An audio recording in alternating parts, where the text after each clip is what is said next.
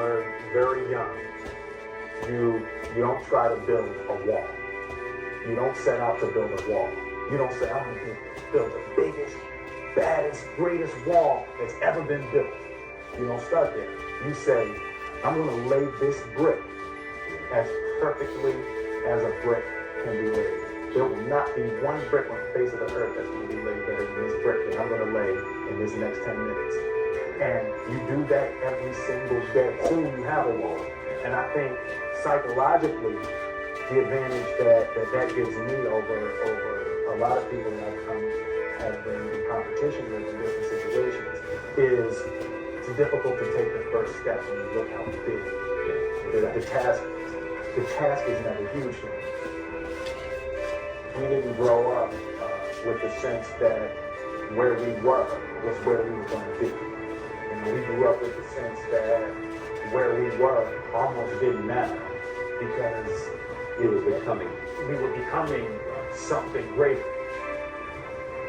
The greatest thing in my career has been the constant commitment to putting something in the world of value, not putting something in the world that makes me look high. You know. So I think as long as you can stay focused on delivering your art and delivering yourself and delivering your energy and delivering your ideas for the world to be better. Difference between depression and joy, right? And I think it's purpose, right? It's like when you wake up in the morning and your life means something to somebody other than you, and you have a purpose. If you don't go do the things that you're going to do, people's lives will suffer. And I think that kind of purpose, that like to live in service, not to you, but to live in service to humanity, to live in service to your family, to live in service to the guys eating, I'm working.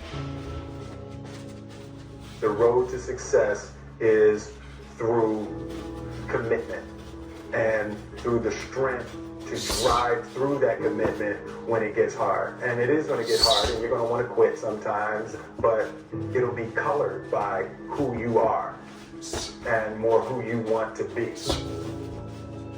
Being realistic is the most commonly traveled road to mediocrity. Why would you be realistic? What's the point of being realistic? Yeah, I'm going to do it. It's done. It's already done. The second I decide it's done, it's already done. It's just now we just got to wait for y'all to see. I'm motivated by fear. You know? Fear of what? And fear of fear. I hate being scared to do something. And I think what developed in my early days was the deep in your heart, just know that you can.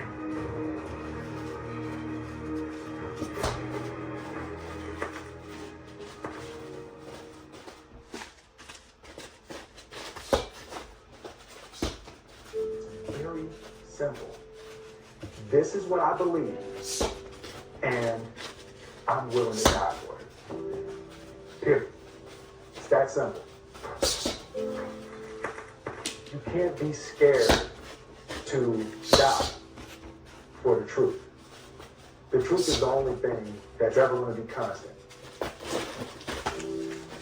The only thing that I see that is distinctly different about me is I'm not afraid to die on a treadmill.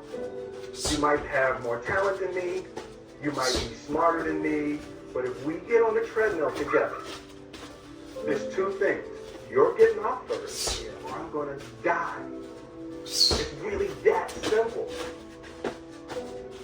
You're not going to outwork me. It's such a simple, basic concept. The guy who is willing to hustle the most is going to be the guy that just gets that loose ball. You know, he got two. He hustled, drive out and that was going to be out of bounds, but he saved it back in. It's like the commodity that I see the majority of people who aren't getting the place. Totally believe it. Yet I went out in the world and I carried myself and I held my head high and I stood there and I looked people in their eyes and I talked to people as if I was deserving of everything that this planet has to offer.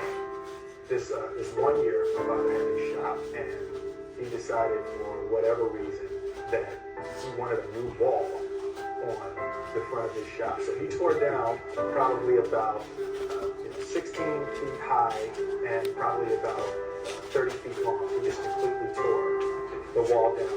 And my brother and I had to dig a 6-foot hole. We were mixing the concrete by hand. We were building this wall for a year and a half. Every day after school, we would come and get some concrete, put it in the hole, doing it. And it was just myself and my little brother. And I remember standing back, looking at that wall, saying, there's going to be a hole here forever. A year and a half later, we laid the final brick. And my father stood back and he looked at me and my brother and said, don't y'all never tell me that you can't do something. And walked into the shop. And I learned very young, you don't try to build a wall.